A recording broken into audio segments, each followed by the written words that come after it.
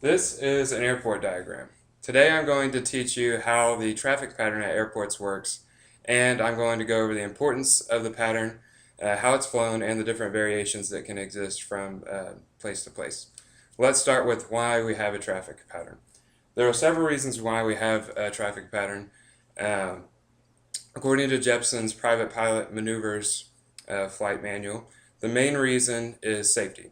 Like driving on a divided highway, everyone is supposed to move in the same direction. The traffic pattern helps aircraft accomplish this in the sky by setting a standard movement around the runway. The pattern can be thought of kind of like a theoretical traffic cop up in the sky governing all aircraft's movements. In addition to safety, the standardized movements of the pattern create a more efficient flow of traffic around an airport. This can decrease the amount of time spent waiting on arrivals and departures. Now let's go ahead and explore the basics of how to fly the traffic pattern. The basic traffic pattern can be thought of as a rectangular course around the runway.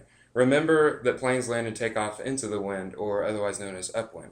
The leg names of the pattern are based on this fact. You enter the pattern at mid-field at about a 45-degree angle. Slightly turn to the right till you're parallel with the runway. Once you reach about perpendicular with the end of the runway, you typically start a descent and continue on. At about 45 degrees from the runway, you make another 90-degree left turn. Continue your descent. This leg is the downwind. You're going downwind. After you turn on base. Once you get perpendicular with the runway again, you turn another 90 degrees to line up for a final approach. Then you make your landing. This is only half of the rectangle.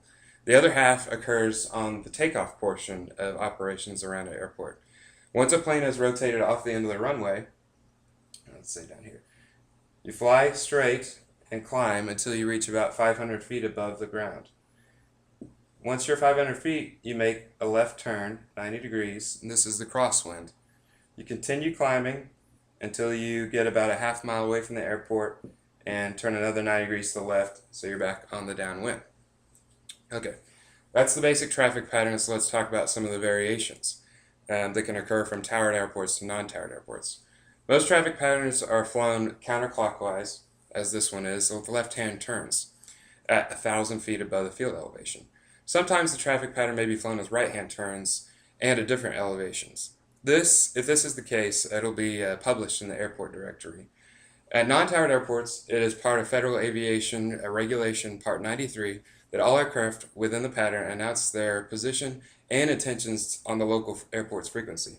For example, Addison Airport, Cessna 9945 Quebec, turning left base for runway 16. Any other traffic, please advise. Addison. Any other traffic in the area would respond with their position and also with their intentions, and we would maintain visual separation on our own.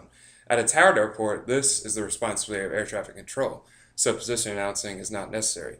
Additionally, in order to manage different high traffic scenarios that occur at towered airports, air traffic control may deviate you from a typical or a published traffic pattern, may tell you to take right-hand turns, etc., or shorten your course. So let's recap so you remember everything. You now know what the traffic pattern is and why it's an integral part of aviation. I spoke about the reason the pattern exists, mainly for safety, how to fly it, mainly clockwise, and I discussed some variations on the basic pattern. So next time you're flying a rectangular course around your final destination, you'll know why. Now we all know how to fly airplanes. Let's go.